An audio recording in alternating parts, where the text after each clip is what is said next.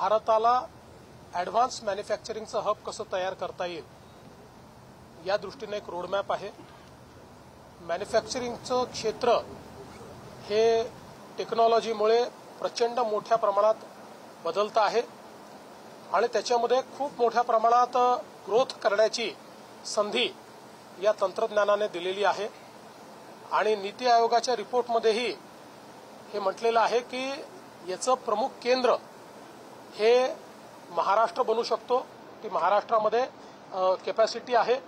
पुण्याचा विशेष उल्लेख मॅन्युफॅक्चरिंगचं हब म्हणून या ठिकाणी केलाय आणि बिटवीन मुंबई आणि पुणे हा जो सगळा आपला कॉरिडॉर आहे याच्यामध्ये आपल्याला ॲडव्हान्स मॅन्युफॅक्चरिंगच्या संदर्भात कशा प्रकारे आपलं हब तयार करता येईल आणि कशा प्रकारे एफिशियन्सी वाढवता येईल, मोठ्या प्रमाणात रोजगाराची निर्मिती करता येईल, व्हॅल्यूज तयार करता येतील, अशा प्रकारचा संपूर्ण हे मिशन त्या ठिकाणी मांडलेलं आहे। आम्ही देखील त्यांना सांगितलं की हे जे काही नॅशनल मिशन आता तयार झालेलं आहे याला अनुरूप एक स्टेट मिशन आम्ही तयार करू, ज्याच्यामध्ये अर्थातच पुणे हे आमचं एक महत्त्वाचं सेंटर असेल की ज्या ठिकाणी आम्ही ॲडव्हान्स मॅन्युफॅक्चरिंगचा जो काही विचार आहे तो या ठिकाणी करू।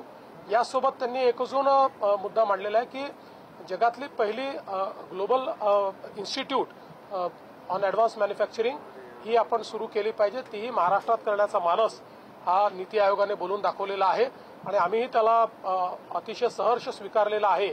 त्यामुळे पुढच्या काळामध्ये आपल्याकडे मोठ्या प्रमाणात या ज्या फ्रंटियर टेक्नॉलॉजीज आहेत त्या फ्रंटियर टेक्नॉलॉजीजचा वापर करून आपलं मॅन्युफॅक्चरिंग रिव्होल्युशनाइज करायचं, आपल्या मॅन्युफॅक्चरिंगमध्ये एक मोठी क्रांती आणायची आणि त्यातनं विशेषतः MSMEचं जे आपलं एक संपूर्ण क्लस्टर आहे त्याच्यातली एफिशियन्सी वाढवून मोठ्या प्रमाणात रोजगाराची निर्मिती आणि त्यातनं ग्लोबल सप्लाय चेनचा भाग होणं अशा सर्व गोष्टी करण्याच्या संदर्भात आज हा रिपोर्ट या ठिकाणी आम्ही प्रकाशित केला आहे। शेतकऱ्यांच्या संदर्भातला प्रश्न आहे, तिकडे थोडा उद्रेक होतोय शेतकऱ्यांचा, आपण काय आवाहन कराल शेतकऱ्यांना आणि सरकारची भूमिका कशी असेल? सरकारने पहिल्या दिवशीपासून सकारात्मक भूमिका ठेवलेली आहे।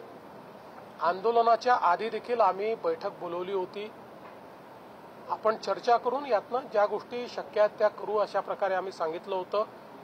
पहिल्यांदा बच्चू कडूंनी त्याला मान्यताही दिली होती, त्यानंतर त्यांनी अर्ध्या रात्री मला संदेश पाठवला की लोक जमा होतील, आम्ही असणार नाही, याच्यामुळे अडचण होऊ शकते, त्यामुळे आम्ही काही बैठकीला येऊ शकणार नाही। त्यामुळे मग आम्ही ती बैठक रद्द केली। आजही बावनकुळे साहेबांनी त्यांच्याशी संपर्क केलेला आहे। शेवटी त्यांनी इतके वेगवेगळे प्रश्न मांडलेले आहेत, ते प्रश्न असे नुसते आंदोलनाच्या माध्यमातून त्या ठिकाणी सोडवू शकू अशी परिस्थिती नाही आहे, त्याच्यावर चर्चा करून त्याचा रोडमॅप तयार करावा लागेल।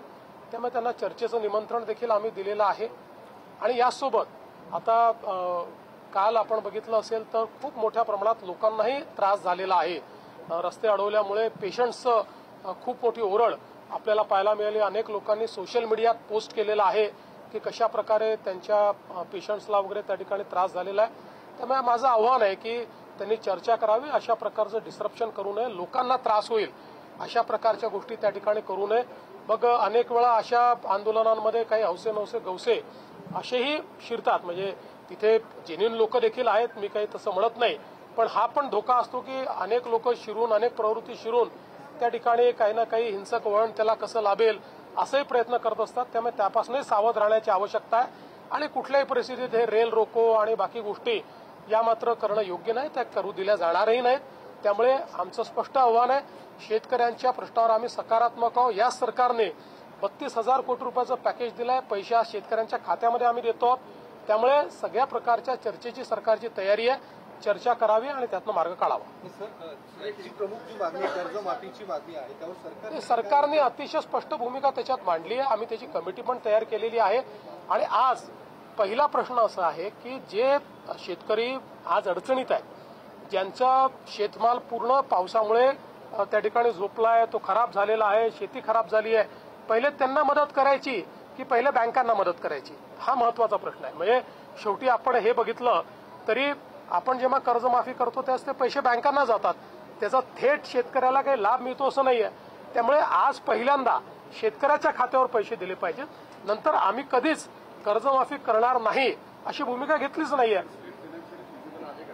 त्या संदर्भात म्हणूनच म्हटलं योग्य वेळी आम्ही त्या संदर्भातल्या जे काही निर्णयात करू. आज पहिली आवश्यकता काय आहे? आज जी आवश्यकता आहे त्याच्यावर विचार न करता आपण बाकी गोष्टींवर विचार करणं. आज शेतकऱ्याच्या खात्यात पैसे गेले पाहिजेत, ते पैसे जाणं सुरू झालेलं आहे.